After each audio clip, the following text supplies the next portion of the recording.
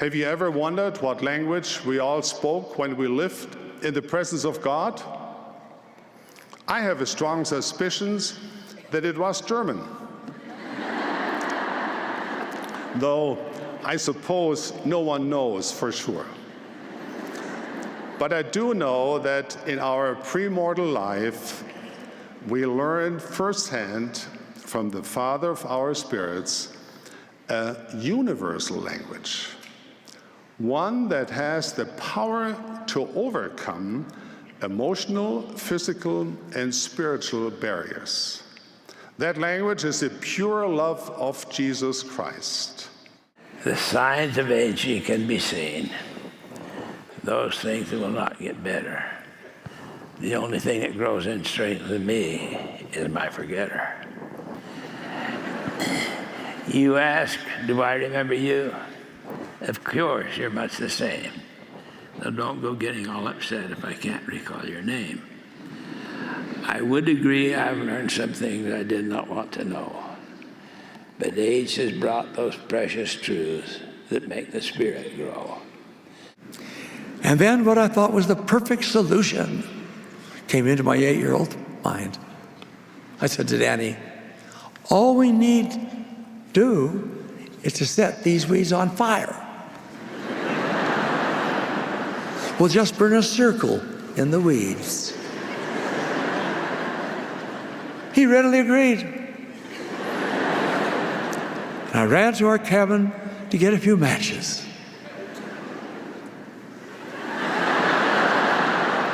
Lest any of you think that at the tender age of 8, we were permitted to use matches, I want to make it clear, both Danny and I were forbidden to use them.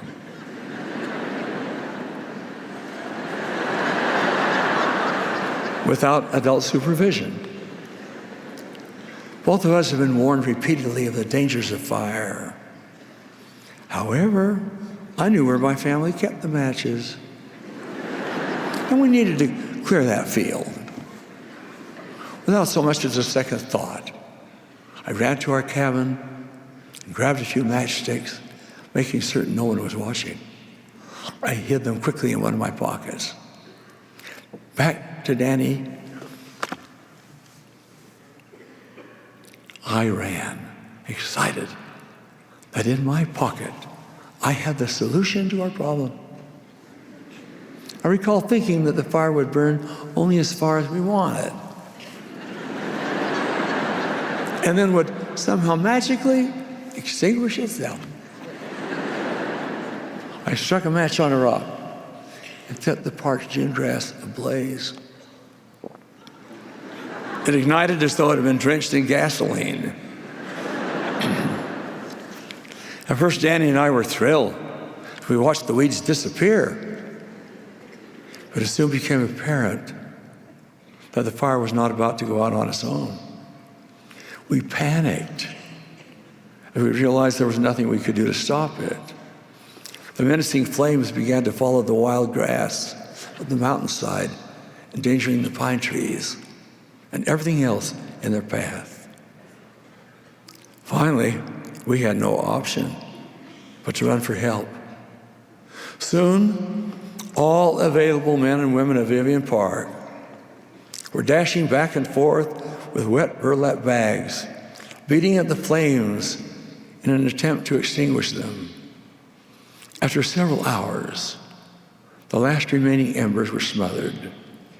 The ages-old pine trees had been saved, as were the homes the flames would eventually have reached. Danny and I learned several difficult but important lessons that day. Not the least of which was the importance of obedience.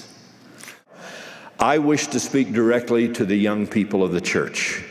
Young in years of age, or young in years of membership, or young in years of faith. One way or another, that should include just about all of us. When problems come and questions arise, do not start your quest for faith by saying how much you do not have, leading, as it were, with your unbelief. That's like trying to stuff a turkey through the beak. Let me be clear.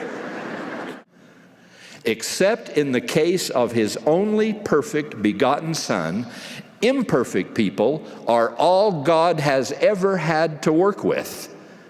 That must be terribly frustrating to him, but he deals with it. So should we. A 14-year-old boy recently said to me, a little hesitantly, "Brother Holland, I can't say yet that I know the church is true, but I believe it is." I hugged that boy until his eyes bulged out.